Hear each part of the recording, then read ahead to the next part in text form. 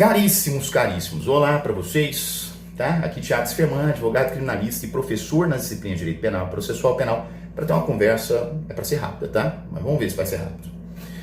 Primeiramente, nós estamos num clima de muito messianismo, muito.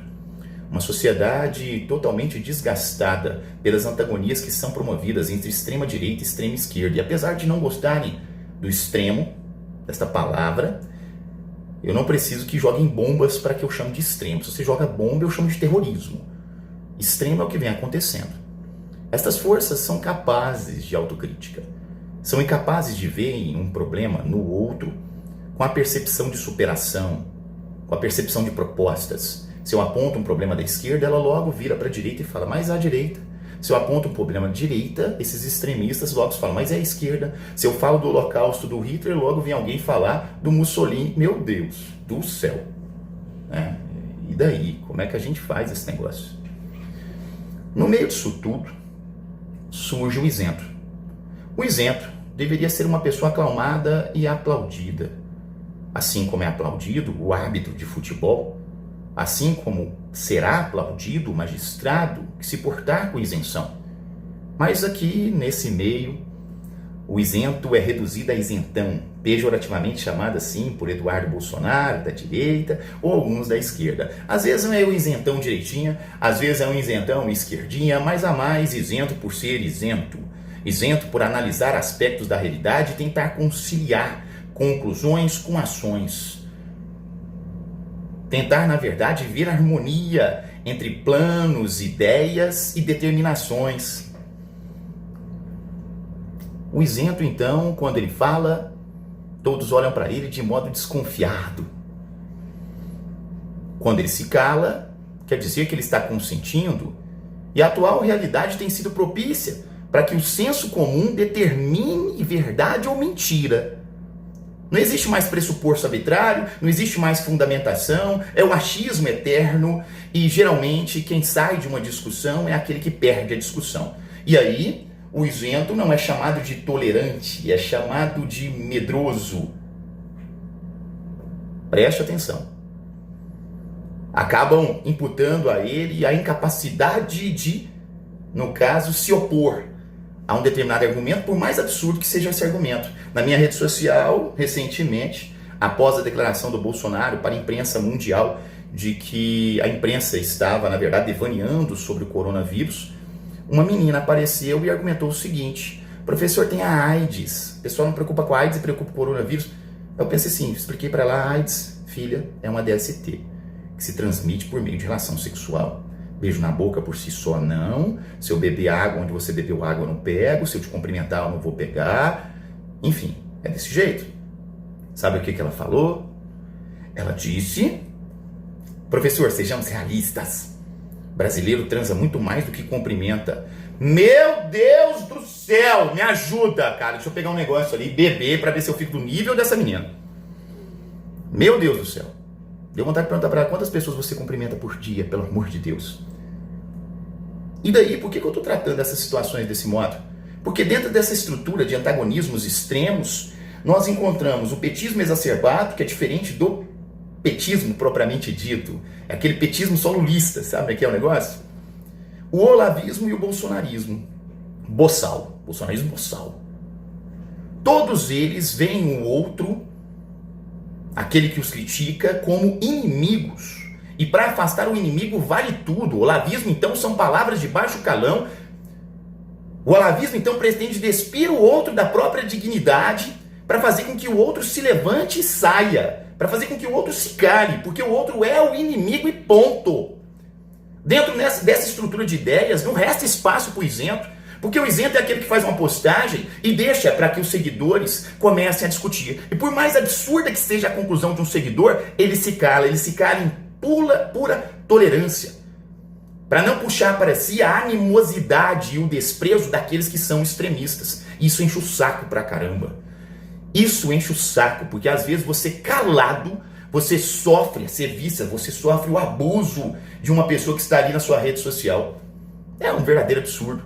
Por causa disso que eu me proponho a falar daqui para frente.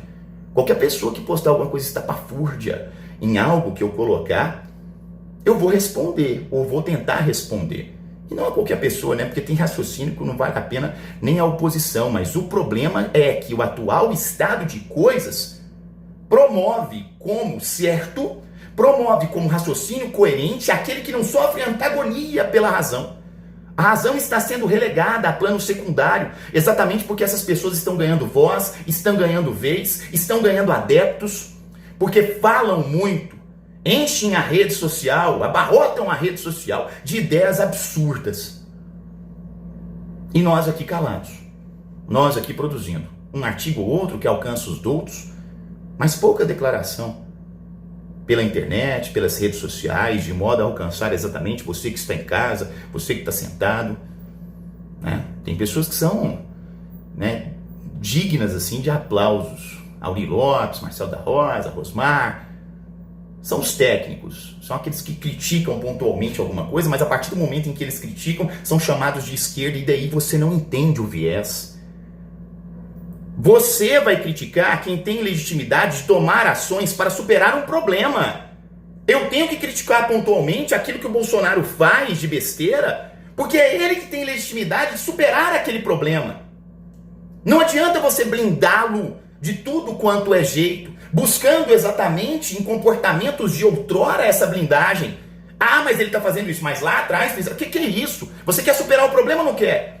Recentemente eu estava andando de Uber, e daí estava naquele caso do Guedes falar desempregadas domésticas viajarem para o exterior.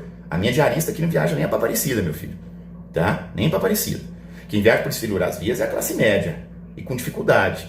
E ela faz isso não porque ela não quer fomentar o mercado interno, é porque às vezes é mais barato viajar para o exterior do que viajar aqui dentro. E daí a lógica do Paulo Guedes para mim é louca. Né? Mas enfim, eu não posso entrar tanto nesse assunto, porque entendo pouquíssimo de economia. O que eu sei ver é aquilo que todos devem ver. Se está aumentando o seu potencial econômico ou reduzindo. A Uber vira para mim e fala para mim assim, está aumentando as compras no mercado imobiliário porque meu colega falou isso. Eu, nossa, é mesmo? Qual a empresa? Tal. Mas ela só vende imóveis de alto padrão, de 600 mil, 1,5 milhão, 2 milhões. Ela está melhorando muito, o pessoal está comprando. Mas você compra imóvel de alto padrão? Não. A carne tá mais barata ou tá mais cara para você? Como é que é o negócio? O Uber tá te dando mais dinheiro?